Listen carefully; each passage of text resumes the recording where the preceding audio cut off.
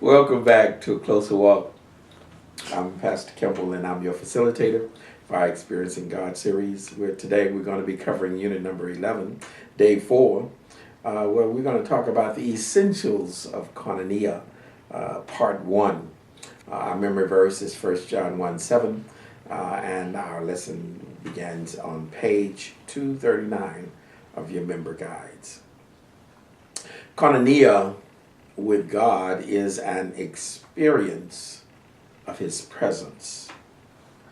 You cannot have a koinonia or fellowship with God without experiencing the presence of God.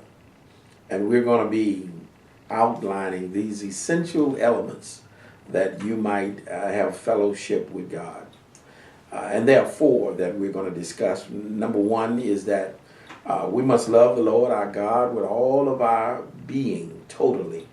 Number 2 is that we must submit to God's rule. Number 3, we must experience God in a real and in a personal way. And number 4, we must completely trust God. Let's deal with number 1 and number 2 today, and we'll deal with number 3 and number 4 on tomorrow. But today I want to talk about the fact that in order to have koinonia with Him, in order to experience the presence of God, in Matthew 37, it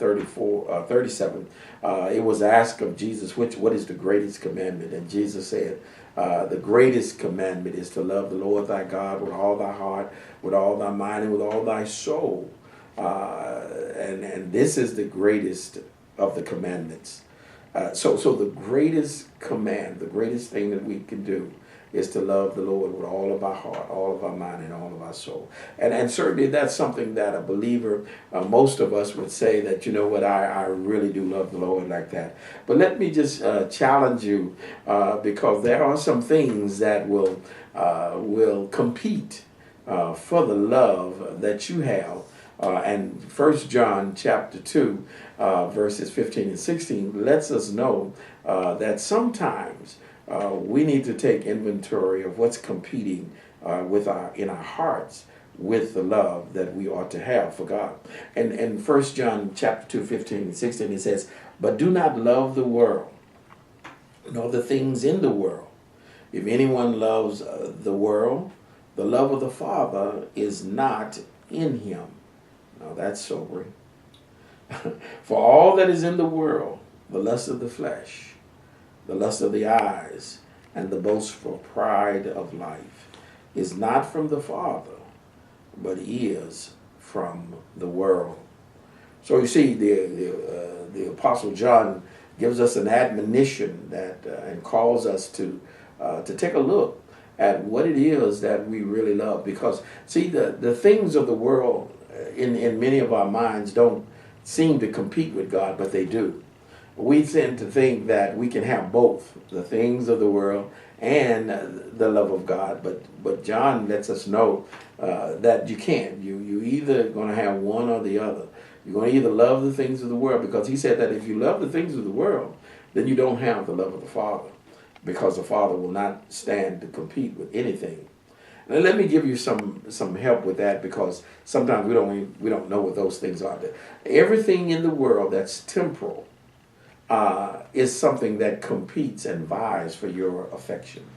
The temporal things is the stuff, the stuff that you own, the stuff that you want, the stuff that will pass away one day.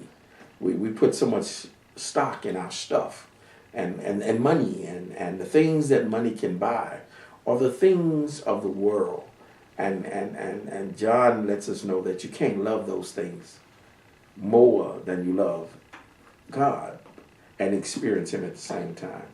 The other thing that John identifies here for us is the lust of the flesh, or the craving of the flesh, the craving of the passions in our heart that causes us to go after certain things, the lust of the flesh, those things that we want, the things that temporary satisfaction to make us feel better, the things that make us feel good, those things compete and vie for our affections. And again, John says those are the things of the world. And then the lust of the eyes. Those are the things that we see that generate, that look good and that are pleasant to the look. Those things compete with the things of God. And then finally, the prideful things, the pride of life, the boasting, the things that we can boast about. Perhaps it's our personal accomplishment. Maybe it's our educational accomplishments, our degrees, and maybe it's an accomplishment that we've made in our lives that we've done. Those things sometimes compete with the affections that we ought to have for our God. And in order to be in fellowship with Him, we have to love Him more than anything else. He said in John 21, when he talked with Peter concerning his love for Him, Jesus asked Peter, he said, Peter, do you love me more than these things that attract you here on earth?